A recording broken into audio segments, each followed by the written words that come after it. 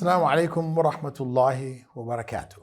Among the earliest of my writings is a book which I entitled The Fundamentals of Tawheed. And like all of the other books which I have written, they came out of a need. It wasn't me having a writing skill which I felt needed to be expressed, and so I wrote and I wrote and I wrote. It was me having studied Islam to a great depth and become a teacher of Islamic studies, eventually becoming a university professor in Islamic studies, etc., setting up departments and eventually even setting up my own university. My writings were born out of necessity, needs that I perceived that needed to be filled. One of the things that I found in the early, you could say from the 70s into the 80s, was that all of the books that were written in English, available in English, etc., from various locations, whether in Pakistan, India, Egypt, etc. The books, when talking about the pillars of Islam, would spend one page to talk about Tawheed, that's La ilaha illallah, Muhammadur Rasulullah, and then go on to elaborate, 10, 15, 20 pages on Salah, 10, 15, 20 pages on Zakah, on fasting, on Hajj. But what was spent on Tawheed, aqeedah, was just 1 or 2 pages. So from my studies in Medina, it became very clear to me that aqeedah, or faith, belief, the belief system, comes first. And that this was the greatest aspect of the pillars of Islam. This determined whether you are a Muslim or not a Muslim, whether you go to heaven or go to hell. It was just so basic, so fundamental. And getting it right was critical, as there were many deviant sects which arose over time, as they arose after the time of Prophet Jesus, they arose after the time of Prophet Muhammad, may God's peace and blessings be on both of them. So there needed to be material developed and made available to people, English-speaking people in the West, especially, because that was my background, that was my concern, which would convey the material which I had studied in Medina. Well, of course, I studied aqeedah, fiqh, hadith, tafsir, Arabic, many other areas. So I did want to convey all those areas of knowledge in English from their Arabic sources. But first and foremost, it was Tawheed.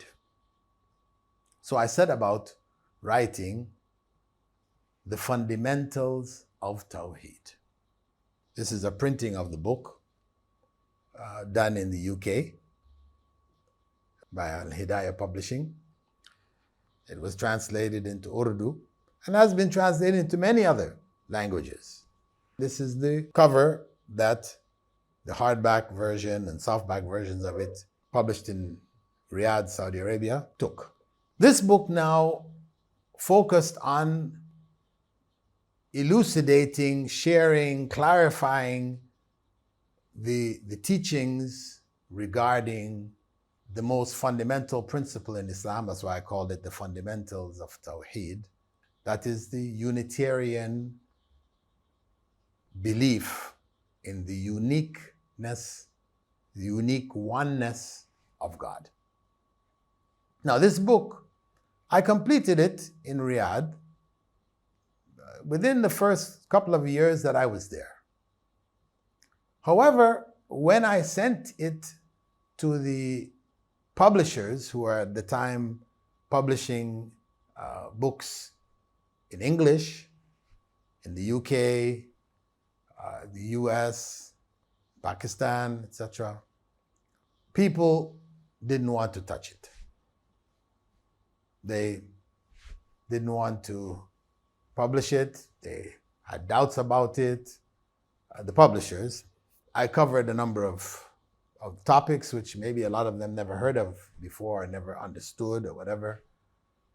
Whether it's about the jinn or about magic, and all of these were looked into. And in any case, though the book was written from 1981, 82, it was not published until I published it myself by the late 80s. I had learned from a good friend, Abdul Malik Mujahid, the founder and owner of Dar es Salaam Publications. He was at the time setting up his own press. So he taught me how to set up pages using prints, cutting them, setting them on boards, and all of this. And I, with the help of some Saudi brothers who helped to cover the costs for printing, I printed this book, The Fundamentals of Tawheed, and it began circulating. It became my magnus opus, my major work. And it has affected many people over the years. It opened up doors for people who were engaged in dawah, new Muslims, etc., which were close to them. Yes, there was a book called Kitab al-Tawheed by Sheikh Muhammad ibn Abdul Wahhab, a small book, a teacher manual, basically. But it didn't give explanations, didn't give clarifications. It was just compilation of hadiths, etc., which teachers would use to expound on, to explain the fundamentals of Tawheed.